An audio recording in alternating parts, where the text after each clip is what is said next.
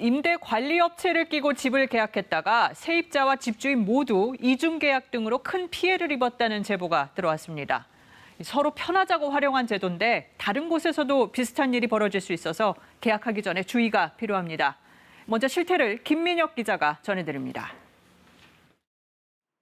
이 오피스텔 세입자는 2년 전 서울의 한 임대관리업체와 월세 계약을 맺었습니다. 계약서에 집주인과의 권리관계 등이 명확히 써 있어 별 의심 없이 계약을 진행했습니다. 임대인과 대리인 그리고 저 임차인 이렇게 계약이 돼 있어요. 그것만 봐도 그냥 주인의 대리 자격을 갖고 나랑 하는구나. 그런데 지난달 뜻밖의 사실을 알게 됐습니다. 집주인을 상대로 보증금 500만 원, 월세 63만 원 계약을 맺은 관리업체가 자신과는 보증금 3,700만 원에 월세 40만 원으로 계약한 겁니다. 이런 이중계약이 드러난 사이 업체는 연락을 끊고 잠적했습니다. 민원실에 먼저 갔는데 가자마자 이제 제가 오피스텔이라고 얘기하시자마자 혹시 하고 아시더라고요. 그래서 이미 여러 피해자들이 와서 상담을 받고 갔던 것 같고. 많은 것 같긴 하더라고.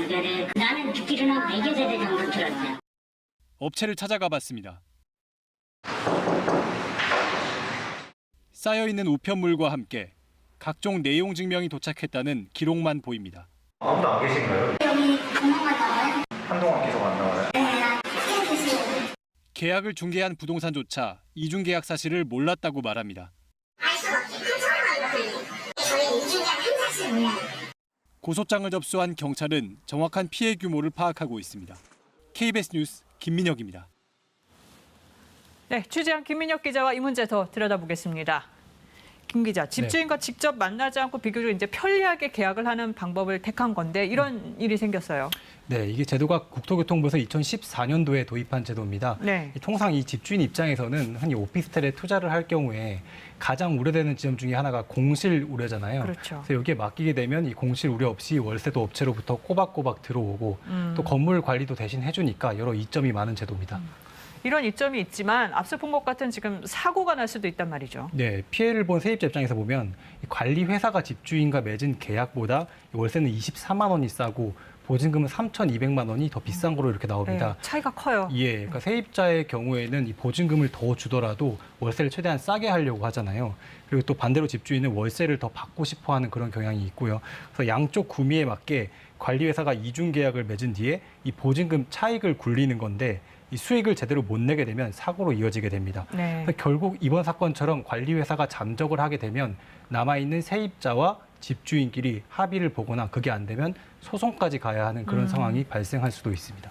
그럼 어떻게 해야 이런 피해 안 당할 수 있을까요? 네, 임대관리보증이라는 제도가 있습니다. 주택도시보증공사 허그에서 운영하는 제도인데요. 네. 이번 사건처럼 이렇게 양쪽에 줘야 할 돈을 이 업체에서 못 줬을 경우에 공사가 대신 지급을 하는 겁니다. 근데 이 관련법에는 임대관리업 중 일부 유형의 경우 이 제도에 반드시 가입을 해야 한다 이렇게 명시가 되어 있지만 네. 저희가 취재해보니 이번 사건의 경우에는 업체가 실제로 가입을 했는지 피해자는 물론이고 이 관할구청도 정확히 파악을 하지 못하고 있더라고요. 네. 그래서 우선은 또 다른 방법으로 전세보증금 반환 보증이라는 게 있거든요. 네. 이거를 선제적으로 개인적으로 가입하는 게 또 하나의 방법이 될 수가 있겠고 또 전문가들이 조언하기로는 아무리 서류적으로 완벽해 보인다 할지라도 실제 집주인과 실제 직접 연락을 해서 이 계약 사실이 맞는지 계약 사실을 확인하는 게 중요하다고 지적을 합니다. 네, 김민혁 기자 잘 들었습니다.